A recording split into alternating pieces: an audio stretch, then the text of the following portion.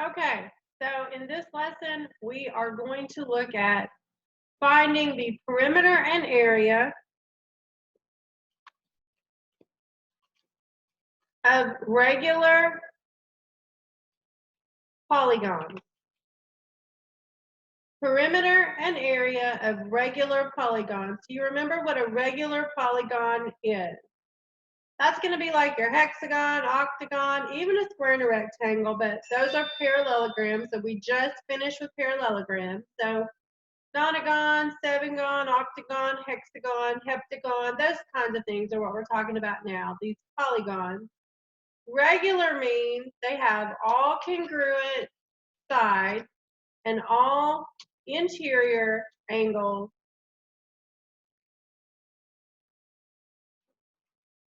are congruent as well. That's what we're talking about with regular polygons. So all of this is only going to work if it is indeed a regular polygon. So you got to make sure that you keep that straight. So in a polygon, we've got some pieces that we need to learn the vocabulary words for. And I'm just going to draw a hexagon, and I'm going to draw it as regular as I can, which means all side lengths should be the same. And there's no way for me to freehand a perfect one. So we're going to have to imagine that this is a perfect regular polygon with all sides the same length.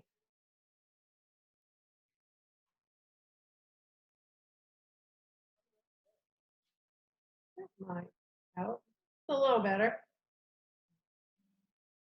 Now, in this polygon, you've got two things that we need to know what they are in the form of vocabulary. So we have the center.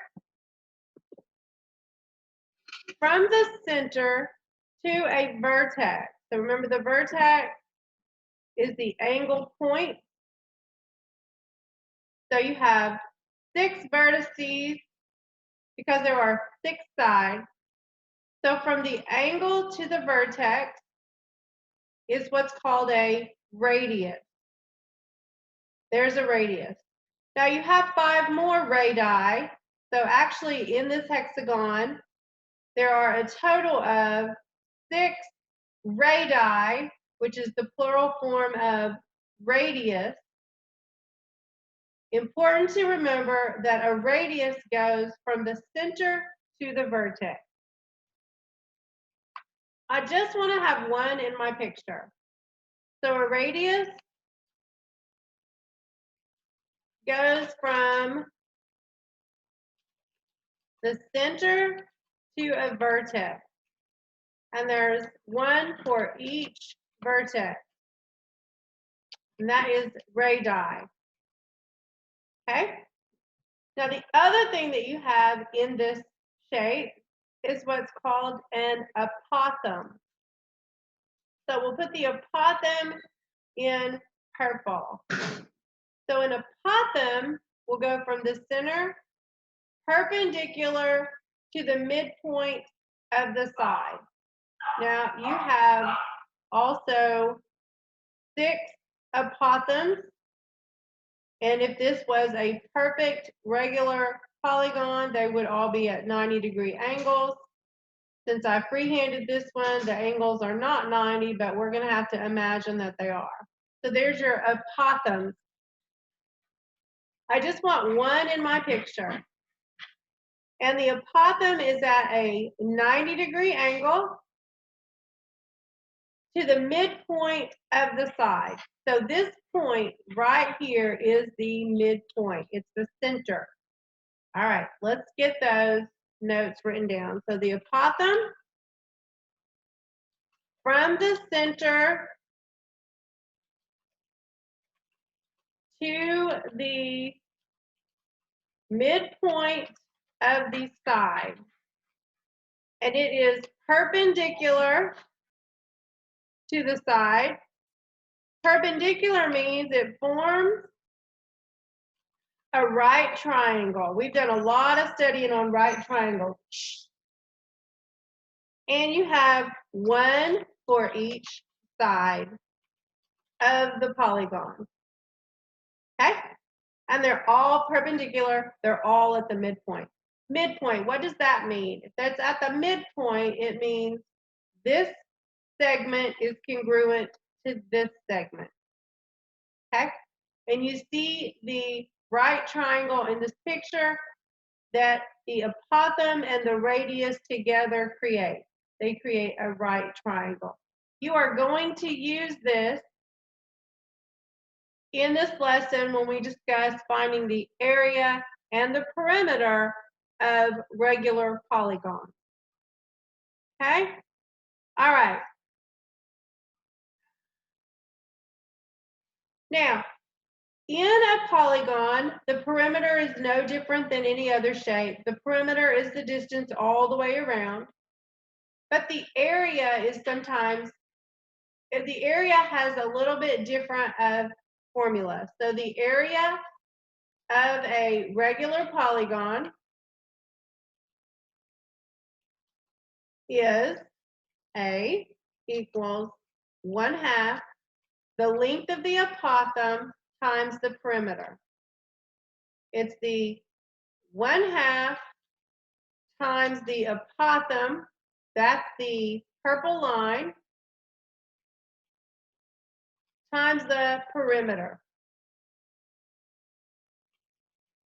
1/2 the apothem times the perimeter is what the area of a regular polygon is. The apothem, you have got to keep it straight. The apothem is that purple line perpendicular. And you already know what the perimeter is. So as we go and look at some of these examples on your worksheet, we're going to take that concept in and we're going to use it.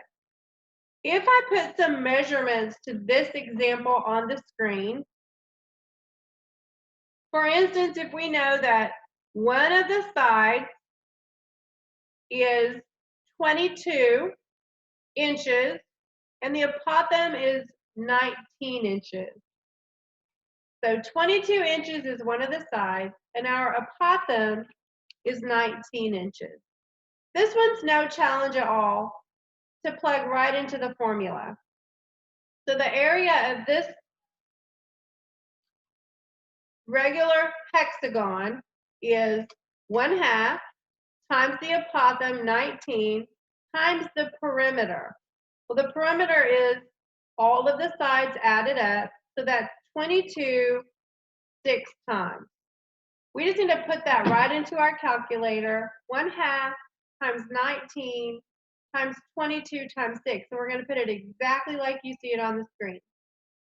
1/2 times 19 times 22 times 6. And the 22 times 6 is going to be in parentheses.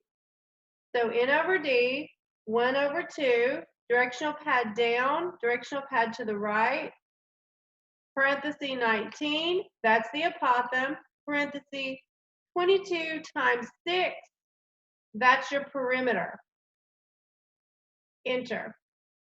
The area of this hexagon is 1,254 square inches because that's what our units were in. 1,254 inches squared. Remember, area is always in square units. So when you're given the measurement of one side and the measurement of the apothem, it's just a matter of plugging that into the formula. But sometimes you're not given that much information. Sometimes you're given a picture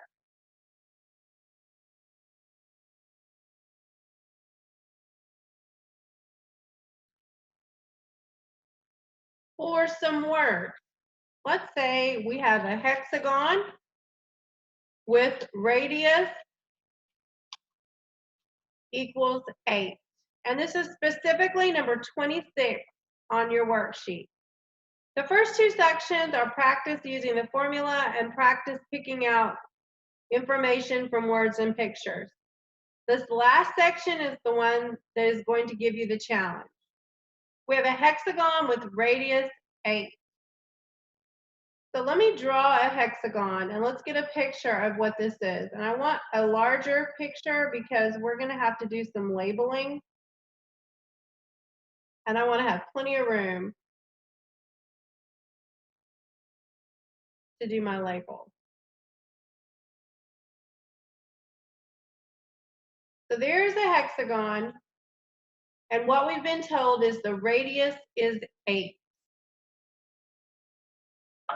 So let's mark the center. And the radius is 8. Well, the radius goes from the center to a vertex. The radius is not what we need to find the area of this shape, because that's what we're looking for. Find the area of the polygon. What we know about this radius is it is 8 units. Remember, the area of a polygon equals 1/2 the apothem times the perimeter. I need some way to figure out the length of the apothem and the length of one side. Well, let's draw in our apothem, which would be this line, right? This segment right here. We know that the apothem is at the midpoint, so therefore we know this piece equals this piece. We know that the radius bisects this angle, so we know that this angle equals this angle. If I could figure out one of those angles, since I know a hypotenuse length, maybe I could use trigonometric ratios to figure out some information about this right triangle. Another thing you could look at is these two radii making this entire triangle. The apothem will also bisect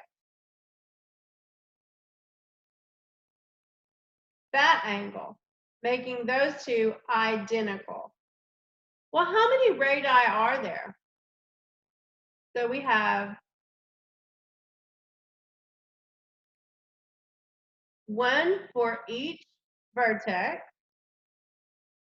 So if we draw in all of the radii, we have split this into 6 congruent triangles.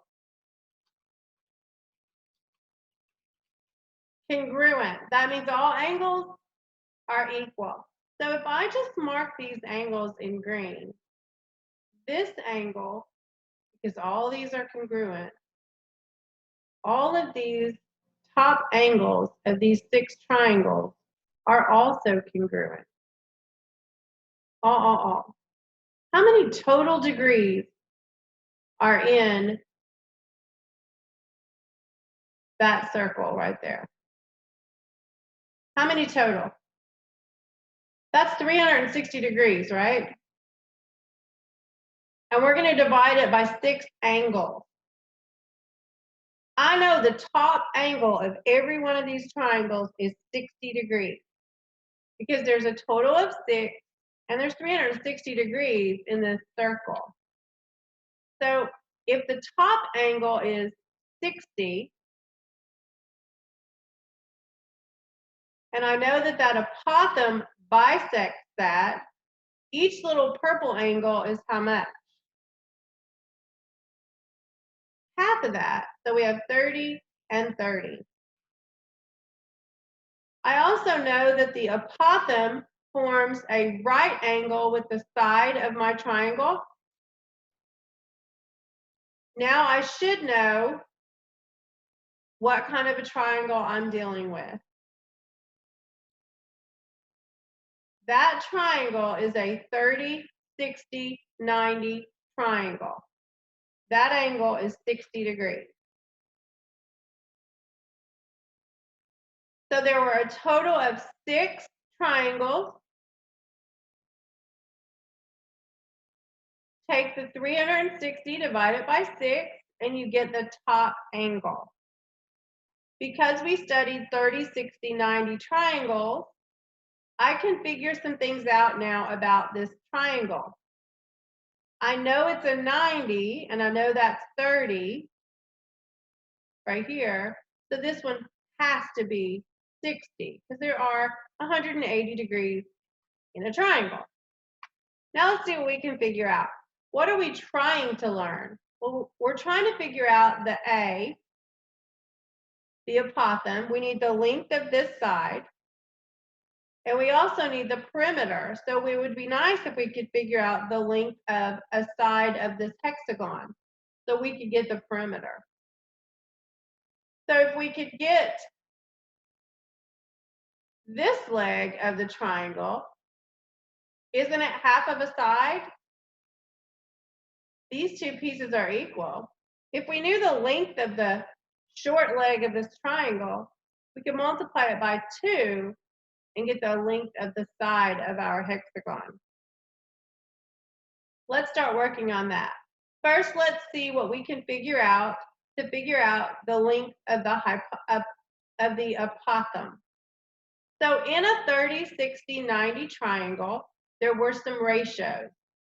And you might remember those ratios. If not, they were 1, 2, and root 3. 1, 2, square root of 3. Which one of those is your hypotenuse?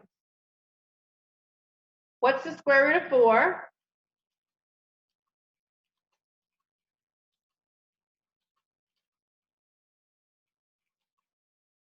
And the square root of 1. So the square root of 1 is 1. Root 3 we don't know. Square root of 4 is 2. Which one of those is the biggest? 2. That's your hypotenuse. We always want to confuse this and think root 3 is our longest side, so it has to be the hypotenuse. No, root 3 is actually smaller than 2. So in the order of length, it's 1, root 3, and 2. The hypotenuse is your longest side. The hypotenuse is the double. Remembering back to that lesson, the short leg times 2 equals the hypotenuse. Or the hypotenuse divided by 2 equals the short leg. It's a half. So we know that the short leg is half of the hypotenuse. That tells me that the measurement of the short leg of that triangle is 4. Well, that means this has to be 4 because they're equal, because the apothem bisects that side. So the side of this triangle is 8. Every side is 8. We have just learned the perimeter. It's 8 times 6, which is 48. Every side is 8. It's regular, so all sides are congruent. So we have part of our formula. The area equals 1/2 times, if we knew the apothem, we'd be there. 8 times 8 is the perimeter. Right? Let's see if we can figure out this apothem.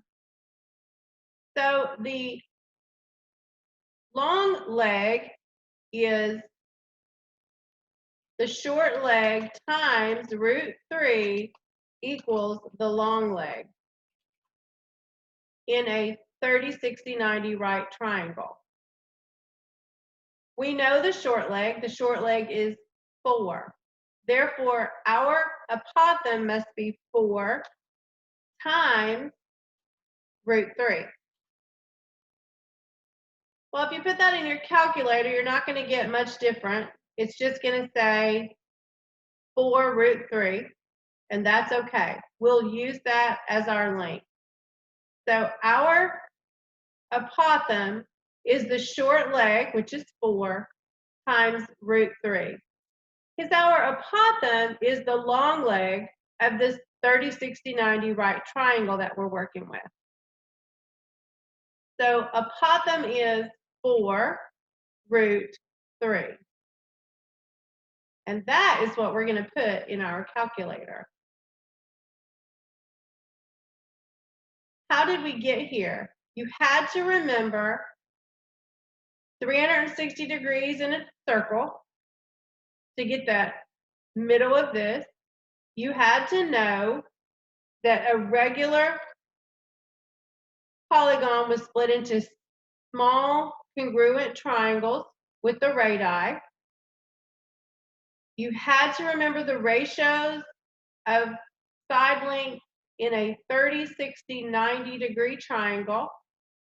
That was 1 root 3 and 2. The short leg is twice the hypotenuse, and the short leg times root 3 gives you the long leg. If you didn't remember that, you would not get here. So it's a little review on your 30, 60, 90 triangle. Now it's just a matter of putting this piece into your calculator. So 1/2 times 4 root 3 times the perimeter, 8 times 8. 1/2 times 4 root 3. So N over D, 1 directional pad down, 2 directional pad right. Put your parenthesis in, 4 root 3. 4 second square root 3. You have to directional pad to the right to get out from under the root symbol. Put your parenthesis in, and then we have 8 times 8, because that's the perimeter.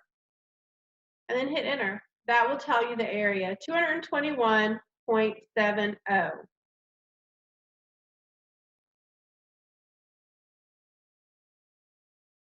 221.70 is the area of the shape, and it took us a lot of steps to get there. Okay?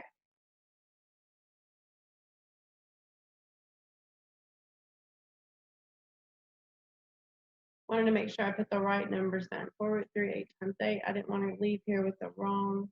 Yep, 4 root 3. Good. Now, what if your answer choices are not in decimal format? What if your answer choices are exact, meaning they still have the square root symbol in them? So on your calculator, what you might need to do is push the switcheroozy button. Let's go back to our calculator, and let's see if our calculator will change this for us. And it's not figuring out that we have a root, is it? So what we can do is 2 different things. We have the 4 answer choices, and I will write them on the whiteboard. These are the answer choices that we're given. So our first one is 216 root 3. We have 675 root 3 over 2. We have 96 root 3, and we have 162 root 3. That's the answer choices we're given. They're not in decimal format. Our calculator is stuck on decimal. What do we do? Well, you need to know on a state test how to figure this out. We know we're looking for 221.7 as our answer. Let's put those in our calculator and have our calculator switch it to a decimal for us and see which one gives us 221.7. So the first choice was 216 root 3. 216 second root 3. Directional pad right to get out from under that and hit enter. That is not 221.7. That's not our answer. The second one is a fraction. So it's 675 root 3 over 2. 675 second root 3. Like that. Directional pad down Put your denominator in, directional pad to the right, hit enter. We're looking for 221.7. That is not it. That's 584.56. So 96 root 3 was our next one. 96 root 3. Switch it to a decimal. That's not it. 166.27 is not it. And the last choice that we have is 162 second root 3, directional pad right to get out from under there, enter. And that is exactly what we were looking for, is 280.59, I believe. Let me go back and see what we have on whiteboard. 221.7. I think I keyed something in wrong. That was not our answer choices. At any rate, that is how you're going to do those. Okay? If you're given answer choices, which none of these were the right one because I had a typo, just ignore that. Change those to decimal in your calculator and you'll be able to find the right one. All right? Okay, so on this, and I'm not going to work that all out again and fix all the typos. We don't have time for that. You guys can do that. You're going to upload pictures of your notes, handwritten notes. You're going to show all your work, draw the pictures, everything. Work it out algebraically, draw them, all of that.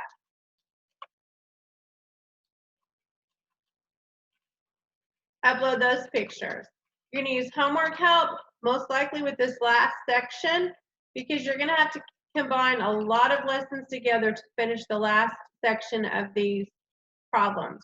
The first two, it's just a matter of putting it in your calculator. That last section, a lot can go wrong. Any difficulties, you have got to use homework help. And then the very last thing, put your multiple choice answers into a Google form for your grade. All right, I will see you in the next lesson. Have a great day.